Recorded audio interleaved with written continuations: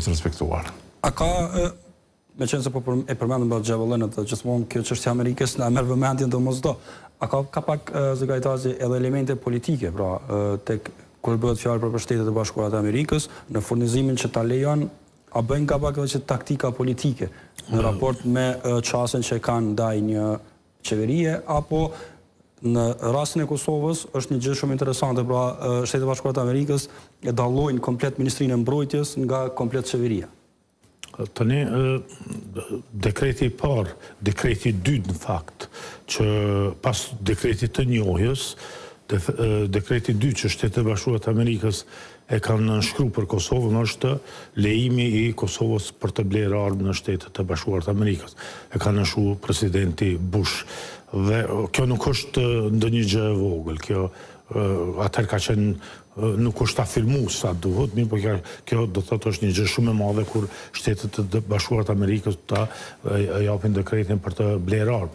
Në momentin kur është ndërprer dialogu strategjik me Republikën e Kosovës, mendoj se ekuilibrat kanë lëvizë dhe ka reflektu.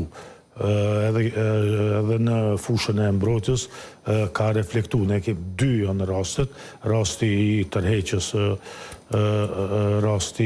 tërheqjes nga stërvitja e Kosovës në Defender of Europe 23-shin, edhe kjo ka qenë pas sankcioneve.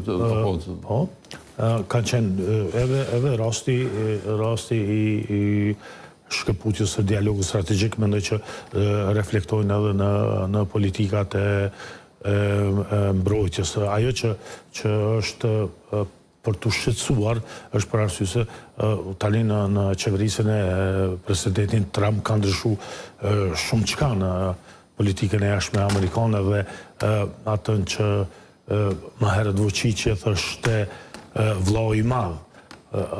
Ju referoj ke Shtetet të Bashkuara të Amerikës në raport me neve, të vllau i madh tani më si duket nuk është, prandaj i mbetet politikës së jashtme të Kosovës që të riparojë çka është mundur të riparohet në këto raporte.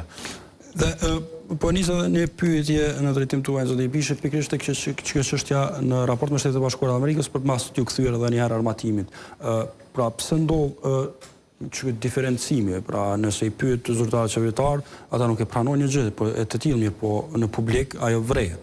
Derisa keq zyrtarët qeveritar nuk kanë takime me Shtetet e Bashkuara të Amerikës në Shtetet e Bashkuara të Amerikës, është i vetmi ministri i mbrojtjes që ftohet në Pentagon, është i vetmi që ftohet në ambasadën amerikane për nënshkrim të marrëveshjeve të ndryshme. Ishte ajo çështja e marrëveshjes për inteligjencë, që ishte një prej marrëveshjeve më të rëndësishme